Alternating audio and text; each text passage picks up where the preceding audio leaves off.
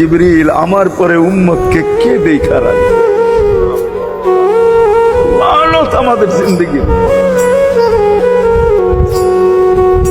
লানত আমাদের জিন্দগির উপরে। এমন জিন্দগির থেকে জমিন ফাইটা মরা যাওয়া উচিত।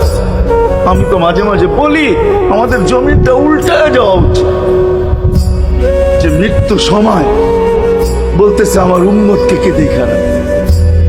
জিবরিল ছুটা গেছেন, ছুটা আসছেন, আল্লাহ জবাব পাঠাইছেন, লা আতরুকু উম্মাতাকা ফারদা ওয়ালা ওয়াহদা। বন্ধু চলে আসেন, আপনার উম্মতকে আমি দেখা রাখবো, আমি দেখা রাখবো।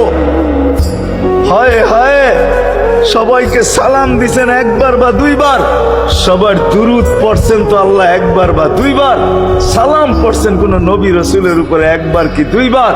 আর বন্ধুর সালাম প্রতি জুমা ইমাম আছে, খতিব আছে, ইমামরা একটা আয়াত পড়ে কোরআনের, ইন্নাল্লাহা ওয়া মালাইকাতাহু ইউসাল্লুনা আলান নবী ইয়া আইয়ুহাল্লাযীনা আমানু সাল্লু আলাইহি ওয়া সাল্লিমু তাসলিমা। এই আয়াত আমাকে অনেক কিছু বোঝায়।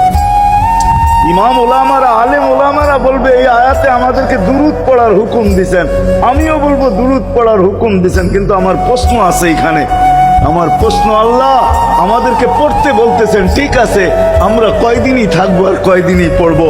একদিন তো আমরা মারা যাব, তো আপনার বন্ধুর উপরে দুরুদ কে পড়বে? আল্লাহ বলে, বেওকুফ, দেখোস না ফেরেশতাদের নাম নিছি, ফেরেশতারা পড়বে। আমি যদি আল্লাহকে উল্টা প্রশ্ন করি, একদিন তো ফেরেশতাও থাকবে না, মালাকুল মউত মারা যাবে। আপনি আরশের নিচে লিখেই রাখছেন, ইন্নী কাতাবতুল মাউতা আলা মান তাহতা আরশি আল্লাযী হাই লা ইয়ামুত ফাহুয়া ফাওকা আরশি। আমার আরশের উপরে যে সে চিরঞ্জীব, যে নিচে আছে তাকে মৃত্যুর স্বাদ পান করতে হবে। একদিন তো ফেরেশতা মরে যাবে, আমাদের নবীজির উপরে দুরূদ কে পড়বে?